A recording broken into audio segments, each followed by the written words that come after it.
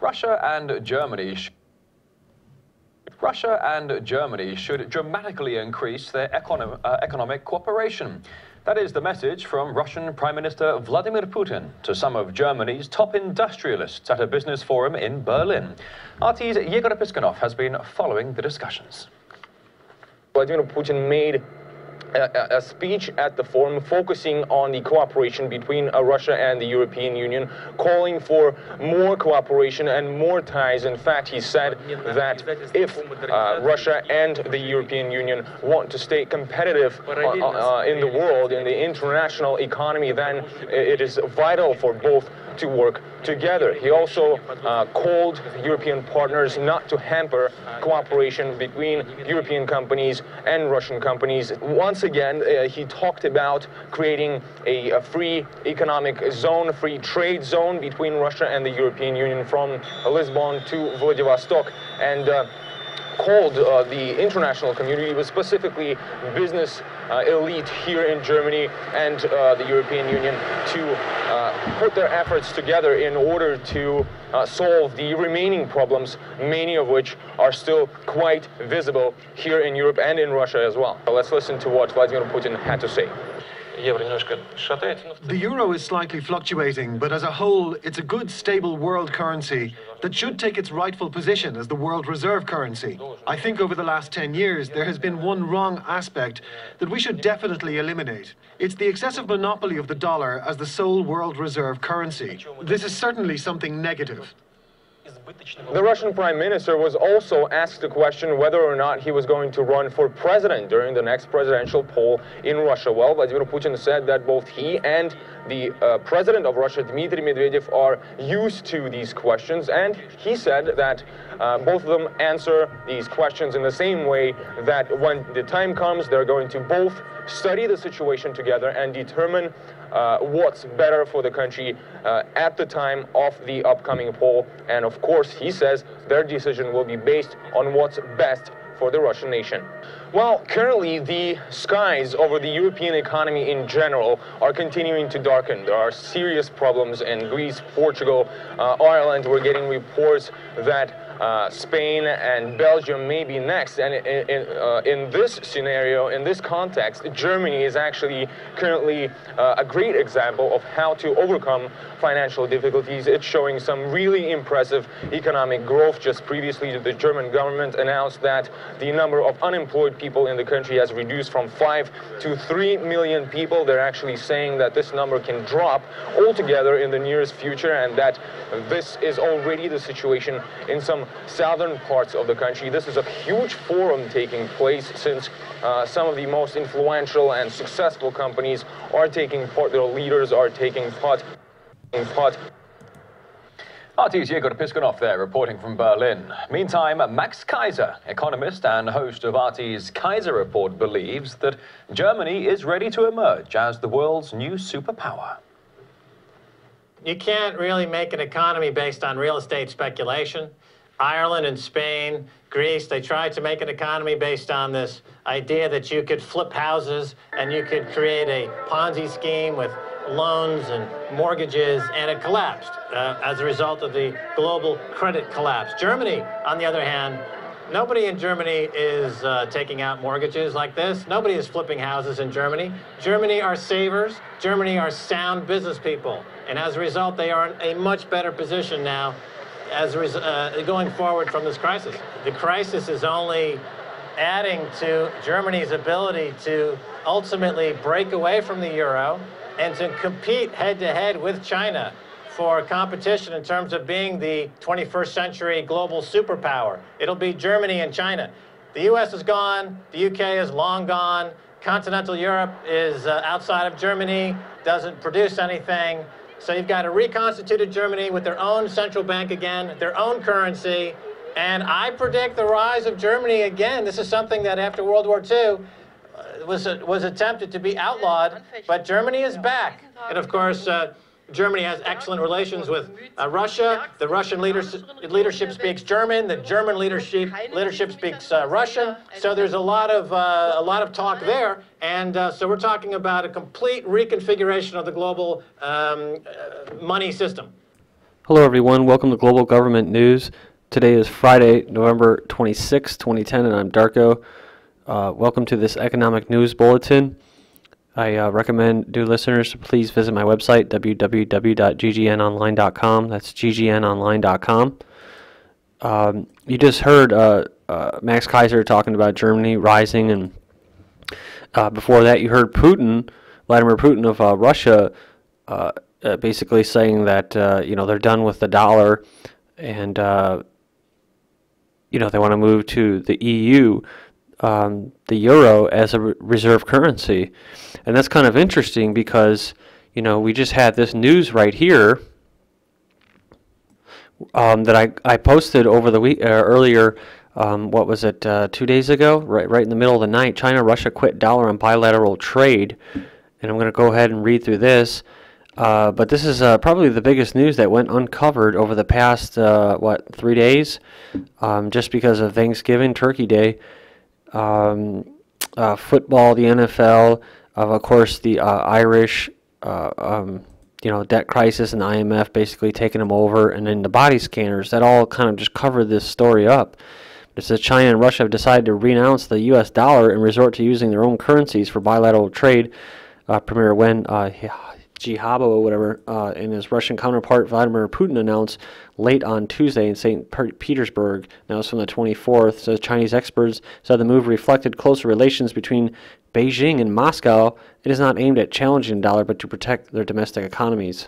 And we'll come right back to this. But what's interesting is that you go to this article and it says BlackRock's Larry Fink predicts euro will fall to $1.20, which is, to me, it's kind of surprising that you have this whole thing popping off between North Korea and South Korea, and to me it's really about Russia and China versus the United States, the UK, and possibly Europe, the EU, but mostly the East versus the West, and it has more to do with that than it does North Korea or Kim Jong-il or South Korea, because it's my belief that the South Korean government is basically a puppet government, like other governments that the West. It's a front for the West. So whatever the U.S. wants to do, the South Koreans will do. So they were holding drills, and NATO's been holding drills there for 6 months now, at least, on and off. Every other week they've been holding mock drills, conflicts, naval conflicts, right near North Korea, basically, antagonizing them to start a fight. And, of course, now, they're going to go back. I'm going to cover this in a War on Terror, Liberty, Sovereignty video. They're going to go back now, and they're starting new drills. So, I mean, it's just the West wants a war with China and North Korea. So whatever. Maybe it's for the economy or whatever, but I don't want to stray here from the economic news part. But it's just kind of weird how all this is falling into place. There's a lot happening right now. It's a kind of a shift right now in geopolitics. And you just heard about Germany kind of being a dominant player in Russia, and the U.S. is no longer even going to be considered as dominant as it once was. So, but I'm just surprised that Putin said that he wants to use the EU as a reserve currency when it's going to be falling, and they got all this trouble going on there. Is there something that he knows that we don't know, or that the U.S. dollar is basically done for good? I mean, I know that the dollar, it's not backed by anything, and our economy is really just a bunch of paper derivatives and crap, right? Because we don't really manufacture much here. And, our economy is really kind of just being propped up right now. So we move back here. I'm going to have to break this video into 2 parts because I'm almost done with this, and I haven't even gotten to the rest of the news. It says, about trade settlement, we have decided to use our own currencies, Putin said at a joint conference with Wen in St. Petersburg. And moving down here, says the yuan is now starting trading against the Russian ruble in the Chinese interbank market, while the renminbi will soon be allowed to trade against the ruble in Russia, Putin said.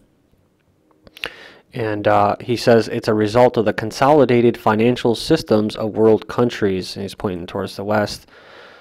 And we'll keep moving. This is kind of an important little paragraph here. Wen said at a press conference that the partnership between Beijing and Moscow has, quote, reached an unprecedented level, and pledged the two countries will, quote, never become each other's enemy. And so it says here, China will firmly follow the path of peaceful development in support of the renaissance of Russia as a great power. And it says the modernization of China. And we just heard this about the modernization, keep hearing Medvedev, the president of Russia, he keeps using that term, modernization. They're going to be moving all the people, Russians, from rural areas, which they're mostly in, and consolidate them, move them all into the cities so they can carry out mass eugenics and, of course, a nice big police state, right? But that's what modernization is. It's not progress. When you think of progress, you have to think about it in a different aspect, in a different light, because progress for them, for the powers that be, and their puppets, such as these presidents, is totally different from the commoner, from the common man, the average person. And that's what mind control is, because they want you to think, the slave, that it's going to be in your best interest, when really it's at your least interest. In other words, it's going to hurt you somehow, and yet you're going to do it voluntarily because you think it's going to help you.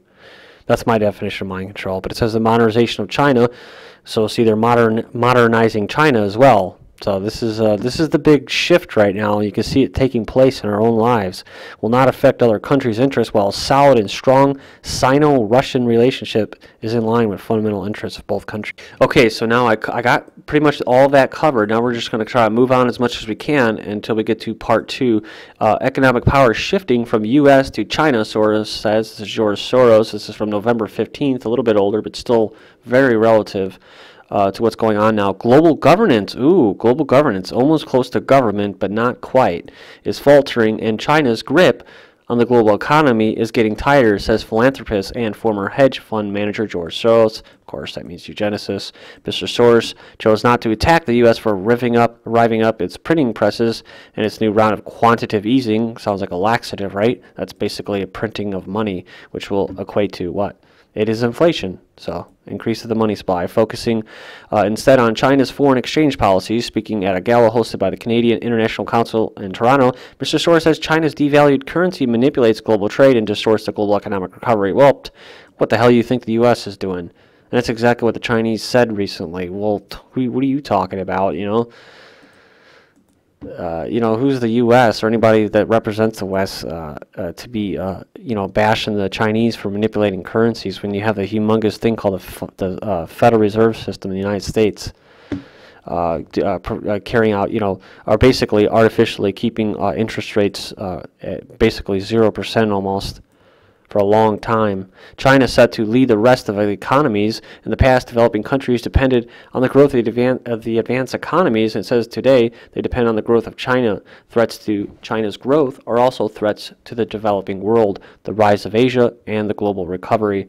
So, talking about them rising as a powerhouse, gold down in thin trade. Gold fell 1% on Friday on thin participation from U.S. investors after Thursday's Thanksgiving holiday and 2-month highs in the dollar, which weighed on the yellow metals position as a currency alternative.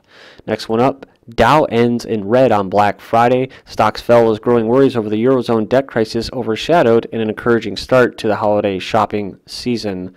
So, yeah, it goes on later and it says that the sheeple are spending, breaking open their wallets. Oil rises 2.7% on the week, says crude oil futures fell slightly Friday as worries about the Eurozone debt pushed the dollar higher against other currencies. The yen falls amid current Korea tensions. The dollar surpassed the 84 yen mark for the first time since September 29th as the Korean Peninsula tensions cause investors to bolt from the yen. The dollar also rose against the euro amid fresh signs of strain in the Eurozone. So a lot of different stuff going on here. Japanese car makers post output declines, so that's a big deal for Japan. EU unemployment on the rise, report says. The EU's 2010 employment record or report shows that long-term unemployment is on the rise in the bloc. Ooh, it sounds very communist, doesn't it? In the bloc, and that's what Putin was talking about, right? He referred to it as a region, and that's what Karl Marx was talking about, trading blocks and that. So it's just a shifting. It's a shifting of the trading blocks of our little. We call it what, global or international. It's a mix between capitalism and communism, and that's what we have. So some people call it corporatism, but we're going to move on here to the next video, part 2. So please join me in part 2 of this economic news bulletin. This is Global Government News, and I'm Darko. Thank you.